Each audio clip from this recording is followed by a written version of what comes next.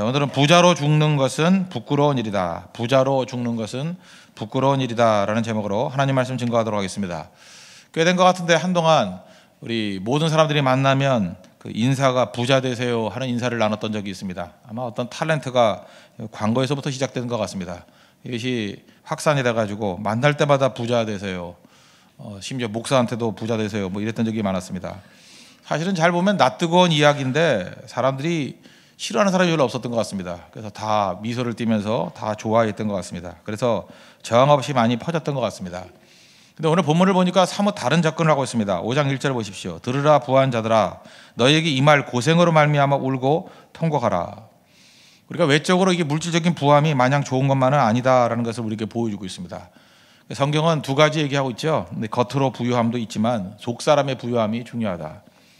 물론 두 개가 다 부유하면 다 좋겠지만 적어도 겉사람은 가난하다 할지라도 속 사람만은 부유한 모습이 꼭 돼야 된다고 생각을 합니다. 우리가 이제 성숙에 관한 것들을 살피고 있는데 그 야고보서의 모든 내용들은 이 성숙함입니다. 어떻게 하면 성숙해지느냐. 이 성숙이라는 단어를 여기서는 온전이라는 단어 또는 완전이라는 단어로 표현하고 있습니다. 이게 perfect가 아니고 성숙이 maturity라는 개념으로 이해하면 더 좋다고 생각을 합니다. 성숙의 내용 가운데 하나는 뭐냐? 성숙한 재물관, 물질관. 이 돈에 관해서 성숙하지 않고는 절대로 성숙의 길로 들어갈 수 없다는 것입니다. 오늘 일상적으로 우리가 접근하는 내용들을 가지고 한번 세 가지로 접근하겠습니다. 첫째는 돈이 만능이 아니라는 것입니다. 우리는 돈으로 안 되는 일이 있냐? 이렇게 얘기를 합니다. 돈으로 안 되는 일 많죠. 우리 2절과 3절 보십시오. 너희 재물은 썩었고 너희 옷은 좀 먹었으며 너희 금과 은은 녹이 쓸었으니 이 녹이 너희에게 증거가 되며 불같이 너희 살을 먹으리라. 너희가 말세에 재물을 쌓았도다. 돈은 영원하지도 않습니다. 또 완전하지도 않습니다. 돈의 능력은 제한적이고 또 한계가 있습니다. 어떤 사람한테 이렇게 얘기했습니다. 돈으로 행복을 살 수 없다. 그랬더니 그 사실을 증명할 기회를 주셨으면 좋겠다. 이렇게 얘기하는 사람이 있습니다. 그러니까 부자 되고 싶다는 거죠. 사실 돈으로 행복을 살 수 없다고 얘기하지만 그럼에도 불구하고 돈이 한번 있어봤으면 이렇게 생각할 때가 참 많습니다. 이런 얘기 많이 들어보셨죠? 돈으로 살 수 있는 것과 돈으로 살 수 없는 것. 돈으로 침대는 살 수 있지만 잠은 살 수 없다. 불면증, 돈 많은 사람들이 더 많이 생기는 것 같고 돈으로 음식은 살 수 있지만 식욕은 살 수 없다. 돈으로 집은 살 수 있지만 가정은 살 수 없다. 돈으로 약은 얼마든지 살 수 있죠. 그러나 건강은 살 수 없다. 돈으로 사치는 살 수 있지만 문화는 살 수 없다. 이게 문화적인 교양 이런 것들은 돈 갖고 안 됩니다. 또 쾌락은 살 수 있지만 행복은 살 수 없다. 이런 거 수없이 나열되는 것들이 있습니다. 그럼에도 불구하고 우리는 상당히 돈이 큰 일을 한다고 생각을 합니다. 근데 진짜 중요한 일에 있어서 돈이 하는 일도 있지만 돈이 결코 만능은 아니라는 것입니다. 썩는다는 것이고 조미 쓴다는 것이고 녹이 들고 오히려 그 돈이 우리의 살을 먹는다. 우리 돈 때문에 부자지간에 살인사건이 벌어지고 재벌가들 보십시오. 돈 때문에 원수가 돼버리고 또 돈 때문에 교회도 갈라지고 그래서 교회에서 돈 거래 하지 말라 그러잖아요. 돈 빌리거나 이게 또 돈 이자 놀이 하거나 이런 거 하면 안 된다는 것입니다. 왜요? 교회 공동체를 깨버려요. 거기다가 또 웬만하면 교인들끼리 이게 같은 사업도 안 하는 게 좋습니다. 사업상의 문제를 가지고 또 직장의 문제를 가지고 교회가 4분의 1 될 때가 있다는 것입니다. 교회에서 또 이렇게 사업 활동이 안 되는 거고. 이유가 무엇입니까? 나중에 보면 이 돈이 우리 살을 먹어버려요. 그래서 할 수 있으면 이것들을 조심해야 된다라는 것입니다. 정주영 회장 그런 얘기를 했죠. 이렇게 모였을 때마다 회의할 때 돈으로 할 수 있는 일은 회의하지 말자고. 무슨 얘기입니까? 돈으로 할 수 있는 일이 제일 쉬운 일이에요. 회의 왜 합니까? 돈으로 할 수 없는 일이 너무너무 많기 때문에. 돈으로 할 수 있는 건 일 중에 제일 작은 일입니다. 그 많은 문제들이 있다는 거예요. 어마어마하게 많은 문제들이 있다는 것입니다. 그런 의미에서 돈보다 더 큰 것들이 많이 있다는 거. 이거 전제로 붙들어야 된다는 것입니다. 돈이 결코 만능이 아니다. 잠언 17장 1절 보니까 마른 떡 한 조각만 있고도 화목하는 것이 제육이 집에 가득하고 다투는 것보다 낫다. 평화로운 게 참 좋은 겁니다. 하다못해 뭘 잘해보려고 그러다가 다투는 사람도 있어요. 그거 어리석은 거죠. 공동번역을 보면 잠언 17장 1절 이렇게 말해서 진수성찬 차려놓고 다투는 것보다 누룽지 먹고 화목한 게 낫다고. 왜 누룽지라 그러는지. 이걸 다시 22세기 버전을 하면은 진수성찬을 차려놓고 다투는 것보다 라면 먹는 게 낫다. 그죠? 그만큼 화목한 게 중요하다는 것입니다. 화목한 거. 그러면 여러분들이 무슨 일을 할 때 화목이 없다 그러면 그건 잘하는 일이 아니라는 것입니다. 왜 그래요? 그 안에 욕심이 들어가고 또 그 안에 또 자기 자신의 그런 교만이 들어가기 때문에 이런 일들이 벌어지게 된다는 것입니다. 돈으로 할 수 있는 거 그렇게 많지 않습니다. 오히려 돈이 없을 때 남아있는 가치들, 그게 진짜라는 거예요. 진정한 사랑과 성김과 희생, 돈 없을 때 더 많이 이루어진다는 것입니다. 그런 걸 이렇게 살아야 됩니다. 돈이 있을 땐 돈이 썩지 않도록 잘 활용하는 것으로 집중해야 될 것이고, 돈이 없으면 돈이 없다고 원망과 불평할 것이 아니라 돈이 없을 때 누릴 수 있는 그 풍성한 것들을 많이 누리십시오. 그래서 이 모양이 됐든 저 모양이 됐든 제일 강력한 종이 되어야 된다는 것입니다. 그러나 중요한 건 뭐예요? 돈은 만능이 아니라는 거예요. 돈은 절대로 신이 아니고, 돈은 있을 땐 있을 대로 쓰는 거고, 없으면 없을 대로도 충분히 일을 다 할 수 있다는 것입니다. 그래서 교회도 마찬가지입니다. 돈이 있을 땐 돈으로도 일을 할 수 있어요. 그러니까 돈 없다고 교회가 안 되는 게 아닙니다. 더 많은 일을 할 수도 있다는 것입니다. 돈이 만능이 아니다. 이걸 꼭 붙드는 우리 믿음의 신실한 종 되기를 바랍니다. 두 번째, 세 번째는 버는 것과 쓰는 얘기인데, 두 번째는 버는 얘기입니다. 깨끗하게 벌어야 된다는 것입니다. 우리 뭐 한국말에 그런 거 있죠. 개처럼 벌어서 정승처럼 쓰라. 개처럼 벌면 개입니다. 잊지 말라고요. 지금 그 두산의 박용만 회장이 최근에 그 뭐 기자들과 그 간담회했던 얘기들이 나오대요. 뭐 정당하게 돈 벌자고. 우리나라 뭐 재벌들이 그렇게 정당하게 번 것 같지는 않은데 하여튼 말씀은 그렇게 하시더라고요. 예, 개처럼 벌면 개라고. 참 그 마음에 듭니다. 뭐로 가도 서울만 가면 된다. 우리는 이게 어떤 과정에 대해서 굉장히 무시하는 경향이 있습니다. 뭐로 가면요 인천 갑니다. 서울 못 가요. 뭐로 가면 춘천 쪽으로 가죠. 어떻게 뭐로 가는데 서울을 갑니까? 직선으로 가야 되겠죠. 근데 우리 많은 순간 뭐로 가도 서울만 가면 된다 이런 말 많이 쓰고, 개처럼 벌어서 정승처럼 쓰면 된다.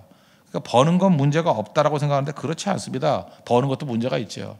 5장 4절 보십시오. 보라, 너희 밭에서 추수한 품꾼에게 주지 아니한 싹이 소리 지르며 그 추수한 자의 우는 소리가 만군의 주의 귀에 들렸느니라.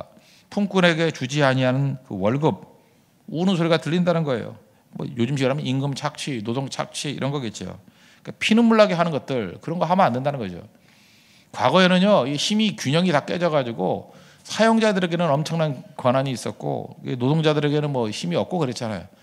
지금은 제가 볼 때 뭐 거의 대등해지거나 뭐 많이 이게 비슷해졌는데, 사용자가 되었던 노동자가 되었던 막 가는 식으로 해서는 절대로 안 된다는 것입니다.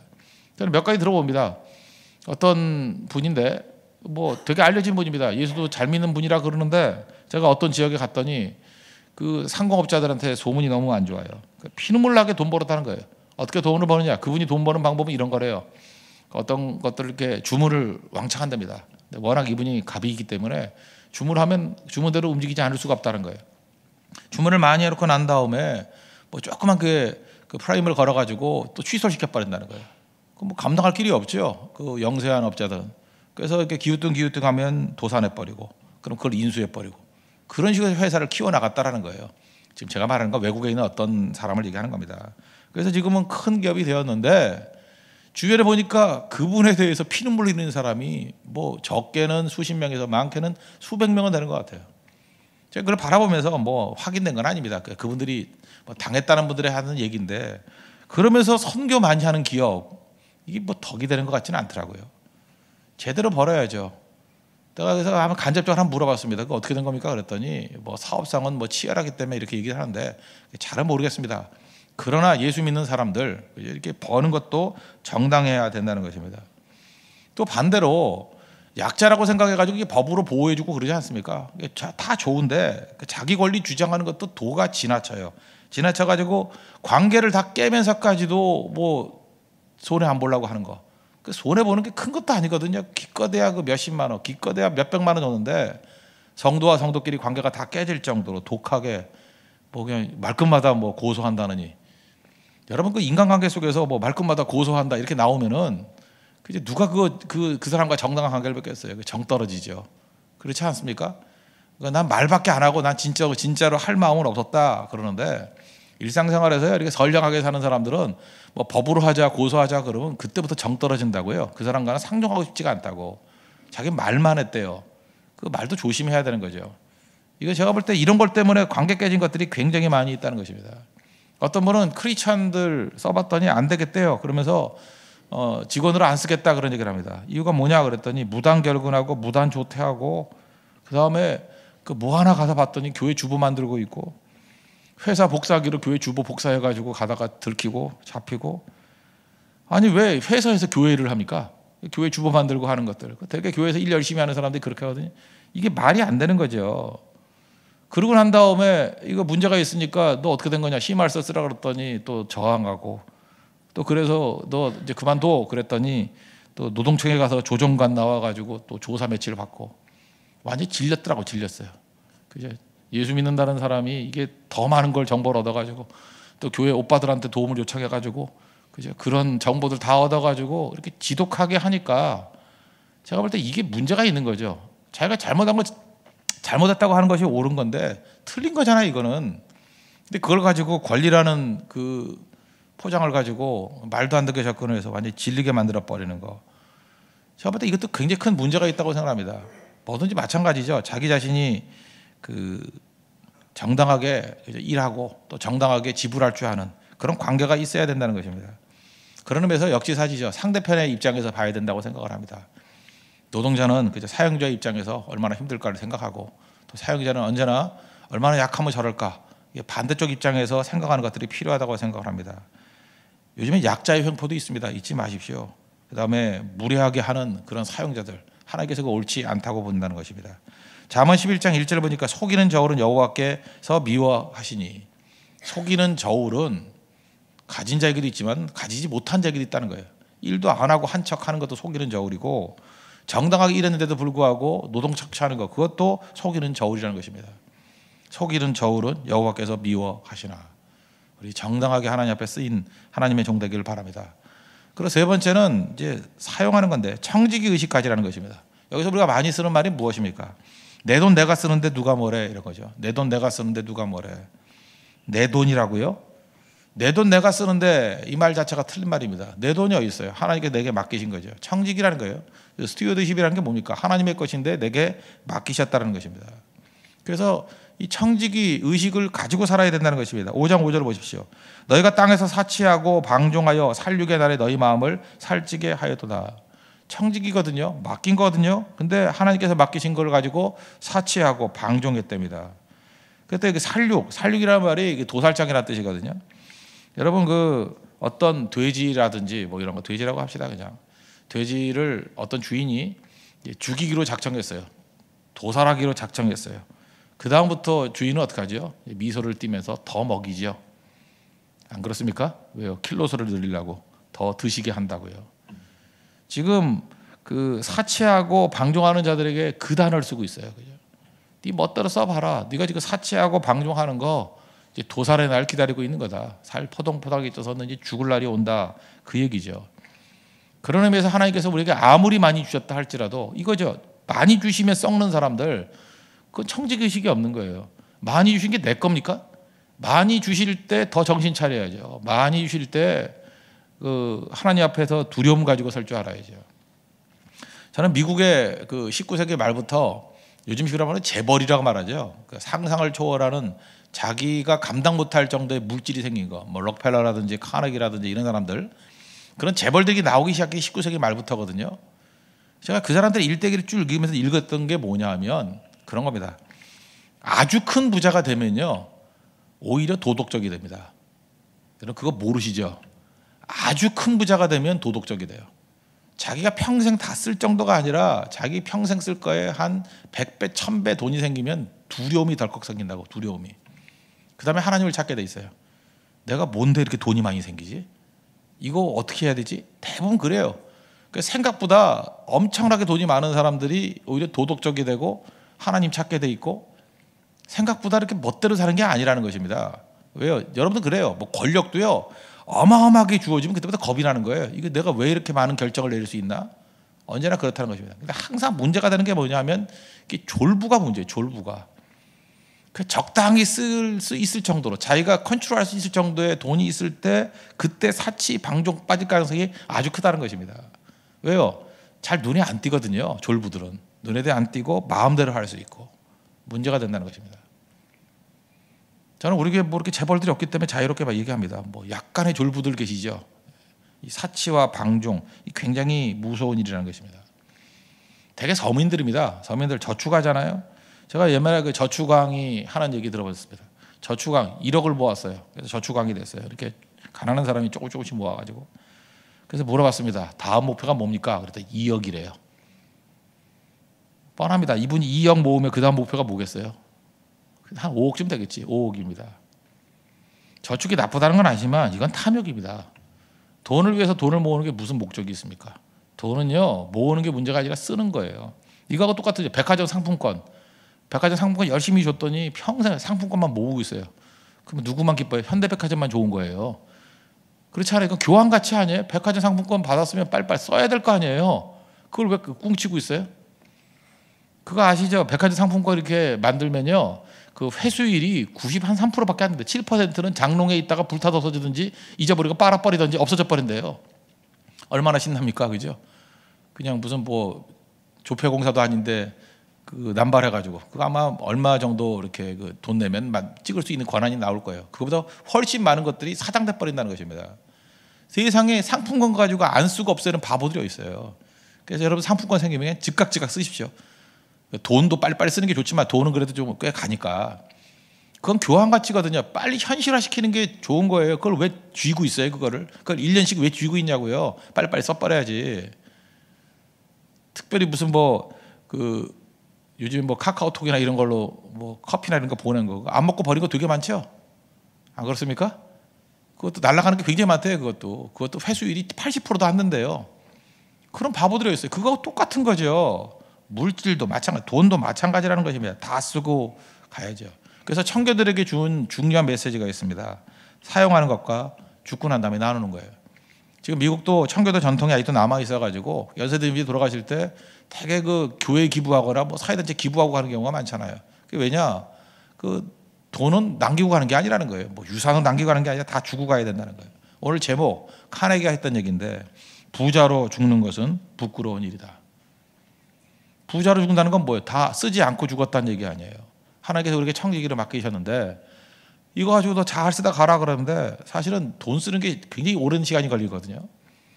교회가 어떤 곳입니까? 교회는 헌금하고 교회는 돈 쓰는 곳이에요. 돈을 어떻게 써요? 생명으로 변화시키는데 돈 쓰는 거예요. 선교하고 전도하고 구제하고 그게 교회예요. 우리가 지금 하는 모든 사역이 다 뭐예요? 돈 쓰러 다니는 거예요. 돈 쓰러. 그죠? 돈 쓰러 다니면서 그걸 가지고 생명으로 가치, 영원한 가치로 바꿔버리는 거죠. 제일 바보들이 뭐냐면 맨날 저축, 뭐 투자. 그러다가 주식 반토막 내버리고 뭐 도둑이 와서 날려버리고 뭐 사기당하고 그런 바보가 있어요. 성경에서 그걸 제일 바보라고 그래요. 제일 바보. 돈은 쓰는 거거든요. 쓸 때에 그 사람의 가치가 드러나게 된다는 것입니다. 그러므로 우리는 많은 순간 버는 얘기했습니다. 어떻게 버는지. 근데 우리가 쓰는 법을 못 배웠어요. 똑같은 돈을 줘도 똑같은 10만 원을 줘도 어떤 사람은 10만 원을 쓸데없는 사치품 하나 사다가 끝내버리는 사람이 있는 반면에 어떤 10만 원을 가지고 정말 가치 있는 곳에 책을 사보고 어떤 그 자기와 관계가 껄끄러운 사람과 식사를 하면서 관계를 회복시키고 그다음에 또 새로 전도한 사람과 차를 한번 사서 같이 시간 교제를 나누고 또 뭐 다른 걸 통해서 뭐 성경공을 보내고 또 어떤 사람 구제를 하고 10만 원을 쓰는 걸 보면 그 사람의 가치가 다 나오는 거예요. 야, 이 사람은 이렇게 쓰는구나. 어떤 사람은 10만 원을 쓸 때 보니까 보기가 싫어요. 그죠? 돈 어떻게 이렇게 쓰냐? 돈은 쓰는 곳에 중요한 가치가 있다는 것입니다. 여러분 잘 쓸 수 있는 우리 믿음의 종 되길 바랍니다. 돈 잘 쓴 사람, 그러다가 부자 됐던 사람들 얘기 뭐 맨날 너무 뻔한 얘기 같지만 한 번쯤 더 점검했으면 좋겠네요. 록펠러 있죠? 록펠러 어머니 신앙 10계명 뭐 몇 번 말씀드렸을 것 같은데 한번 점검 한번 봅시다. 간단하게. 첫 번째, 하나님을 친아버지 이상으로 섬겨라. 왜 그랬을까요? 록펠러 아버지가 집 떠났어요. 그래서 다른 여자하고 살았다고. 그래서 어머니가 과부같이 길렀어요. 아버지 없이. 아버지가 있긴 있었는데 바람났어요. 아버지가. 그래서 하나님을 친아버지 이상으로 섬겨라.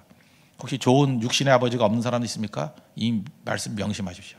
하나님을 친아버지 이상으로 섬겨라. 두 번째, 제가 제일 좋아하는 말인데 목사님을 하나님 다음으로 섬겨라. 목사님을 하나님 다음으로 섬겨라. 근데 이유가 있어요. 목사님을 좋아해야 말씀이 들어온다는 거예요. 그거 진짜 그래요. 목사가 싫고 목사가 얄밉고 꼴보기 싫어지면 말씀도 안 들려요. 그리고 이 어머니가 지혜가 있는 거죠. 목사님을 좋아해라. 그래야 말씀이 들어온다. 이거 원칙이라 원칙. 그리고 세 번째는 주일 예배는 꼭 본예배에서 드리라. 본교회. 그 본교회에서 드리라. 이거 뭐 옛날에 지미 카타가 그랬죠. 조지아에 있는데도 불구하고 워싱턴에서 밤낮 그 매주일 가서 뭐 주일학교 교사했다면서요. 이게 사실은 그 록펠러 어머니 십계명 중에 나오는 얘기라고요. 끈덕지게 그 본교에서 예배드리기를 사수하는 사람은요, 중심이 있기 때문에 흔들리지 않아요. 어디는 하나님이 안 계시겠어? 이런 사람이 있죠. 어디는 안 계시겠어? 그냥 여기도 있고 고향에도 있고 뭐 말은 맞아요. 신학적으로는 맞아요. 근데 그 사람 삶은 무너져 있어요. 그런 것도 똑같죠. 뭐 꼭 기도를 교회 가서 해야 돼. 뭐 이불 속에서 하면 안 되나? 이불 속에서 주무시고 계시 뭐 기도해요? 그래서 원칙이 중요하다는 것입니다. 그래서 어머니가 이거 원칙은 정해줬어요. 이게 무슨 근거냐? 아니에요. 이게 살리는 길이라고요. 그 이제 주일 예배만은 본교에서 드려라. 이 고집이 이 록펠러 살렸습니다. 네 번째가 11조 주머니를 오른쪽에 따로 둬라. 그래서 주머니를 따로 만들었어요. 나중에는 이게 뭐냐, 구별하는 거예요. 돈을 구별하라. 이게 거룩이거든요. 구별하고 그 다음에 11조를 먼저 떼라는 거예요. 먼저. 지금도 11조 마지막에 떼는 사람이 있죠. 뭐 다 하고 난 다음에 뭐 남으면 11조. 그러면 안 되고 11조는 수입이 있을 때 제일 먼저 떼는 게 11조예요. 11조. 록펠러 얘기입니다. 이거 원칙 들었더니 뭐 나중에는 11조 계산하는 사람만 50명이었다면서요. 넘어가고. 다섯 번째, 아무도 원수로 만들지 말라. 뒤끝이 나쁜 사람들 보면 특징이 뭐냐 하면 원수 만들고 가버려요. 미래의 장애죠. 바보 중에 바보예요. 마지막 갈 때 속에 있는 소리 다 해버리고 그냥 다 난장판을 만들고 따라버리는 사람들 있잖아요. 이거 뭐예요? 원수 만드는 거거든요. 미래의 장애. 이게 미래 자기에게 이게 어떤 일이 벌어질지 모른다. 참 묘한 게 뭐냐면 이번에도 제가 그런 일이 있어요. 제가 지난 주에 어떤 사람 만났는데 두 사람이 이렇게 사이가 안 좋은 원수가 돼버렸어요. 그런데 그 원수가 됐던 사람이 그 사람의 운명을 좌지우지할 자리로 들어가 버렸네. 지금 그 사람이 지금 뭐 잠을 못 이루고 있어요. 잠을. 자기가 해꾸지한 사람인데 자기 운명을 진짜 평생의 운명을 가를 그 자리에 갔다고. 제가 그 운명을 좌지우지할 그 사람을 만나가지고 제가 한마디는 했어요. 그냥 너그럽게 용서해 주라고. 저 사람도 잠도 못 자는데 어떡하냐고. 근데 그분이 말을 안 해요. 그렇게 안 한다고. 말을 안 하고 있는데 제가 그걸 보면서 또 한 번 느낀 게 그거예요. 야, 적어도 원수 만들면 안 되겠다. 원수는 외나무 다리에서 만난다는 게 딱 맞습니다. 그죠? 여러분 함부로 하면 반드시 여러분의 운명을 좌지우지할 사람이 여러분 앞에 딱 서게 될 거예요. 그러니까 제일 좋은 건 뭐예요? 침묵입니다. 침묵. 그 다음에 여섯 번째는 새벽에 목표를 세우고 기도하라. 새벽 기도 여러분입니다. 뭐 다 하고 있잖아요. 여섯 번째만 잘하네요. 그죠? 일곱 번째, 잠자리에 들기 전에 기도하라. 밤에 기도하고. 여덟 번째, 아침에 하나님 말씀 꼭 읽으라고. 그죠? 말씀 없이 성장하는 사람 아무도 없습니다. 말씀이 있어야 성장이 있다는 거고. 아홉째는 남을 도울 수 있을 때 힘껏 도우라. 록펠러 센터들 뭐 많이 있잖아, 가는 곳마다.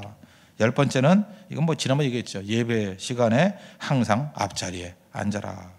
그죠? 그래야 네가 주도적인 인생을 살 수 있고 흔들리지 않는다. 사실 이 10가지 진짜 어머니 이 신앙 십계명을 정말 귀중하게 여기고 지켰다고요. 그때 록펠러가 그 물질적인 축복이 부어졌을 때 타락하고 넘어지고 그러잖아요. 흔들림이 없었습니다. 어머니의 이 십계명. 마찬가지로 여러분도 참고 정도가 아니라 좀 더 깊이 있게 여러분 삶 속에 좀 녹아 들어갔으면 좋겠습니다. 그럼 승리할 수 있다는 것입니다.